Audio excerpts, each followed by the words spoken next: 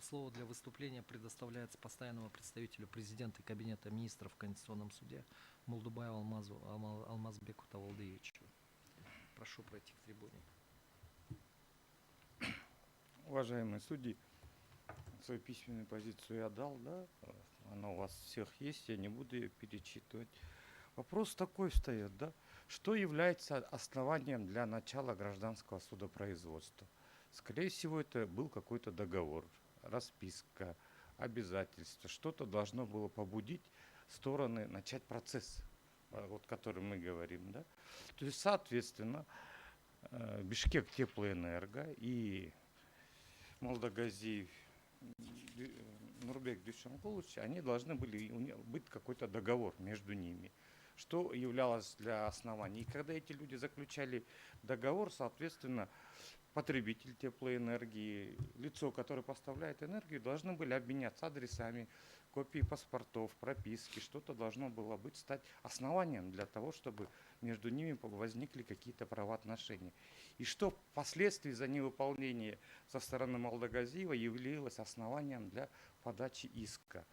То есть мы говорим о том, что чтобы вообще между двумя людьми начался какой-то гражданский процесс, должны быть основания. То есть в данном случае я считаю, что это был договор, который явился основанием для того, чтобы Бишкек Теплоэнерго обратилась. Или любой гражданин, давайте сейчас не будем об одном деле. То есть любые два физических лица, юридических, между ними, чтобы что-то, какие-то правоотношения появились, заключается сделка. По гражданскому праву это должно быть письменное. Это будь это расписка, договор, что-то должно быть. Соответственно, когда этот договор заключается, стороны обмениваются адресами, своими анкетными данными. Соответственно, это является, чтобы в суд пообратиться и показывая копию этого договора, истец говорит, он живет. Когда мы заключали с ним договор, он живет и прописан там, вот туда направьте повестку, заказное письмо и вызовите его в суд, и пусть он объяснит свою позицию. То есть, соответственно, говорить о том, что человек, один подавая иск, ненадлежащий истец или ложный истец, как до этого допускались выражения, и он умышленно указывает тот или иной адрес, это неправильно. Соответственно, потому что суд, принимая исковое заявление, он смотрит, почему подаете на иск? Вот у нас есть договор.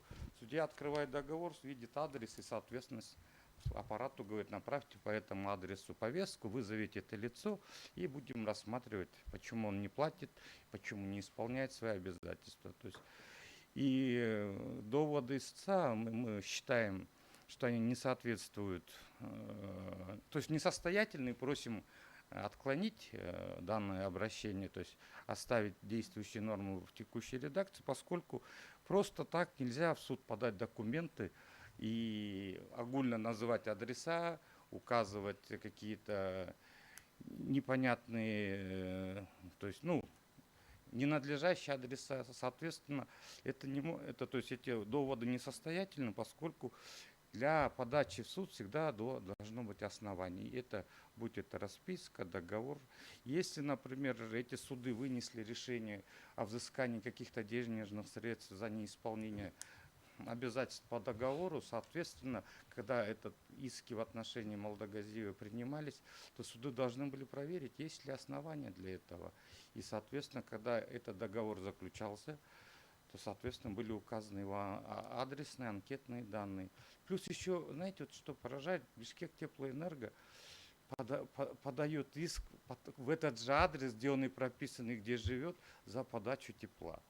Соответственно, если наш, не знаю, вот это какой суд, Первомайский суд, да, принимал, то если он вынес решение о взыскании этих денег, соответственно, у него были основания, соответственно, был договор. Поэтому вот, да, если вот так в теорию уйти, то, конечно, можно, да, если человек может подать в иск, он живет в Нарыне, извините меня, если у вас есть договор, если он, истец, ответчик проживает на Нарыне, подайте в Нарын, где вы заключали сделку, где он прописан. Когда какие адреса указываются, туда и нужно подавать. Поэтому я прошу, да, с учетом того, что гражданское наше законодательство полностью учитывает интересы обеих сторон. Например, В соответствии со статьей 128 ГПК участники процесса должны быть уведомлены о времени и месте судебного заседания и других процессуальных действий. То есть суд направляет извещения, повестки, письма с уведомлением. Статья 130 ГПК обязывает участников процесса сообщить суду о смене своего адреса во время производства по делу. 131 статья ГПК устанавливает, что участники процесса считаются надлежащим образом извещенные судом, если извещение направлено по последнему известному адресу. То есть, если человек в договоре указывает свой адрес, и суд направляет повестку, и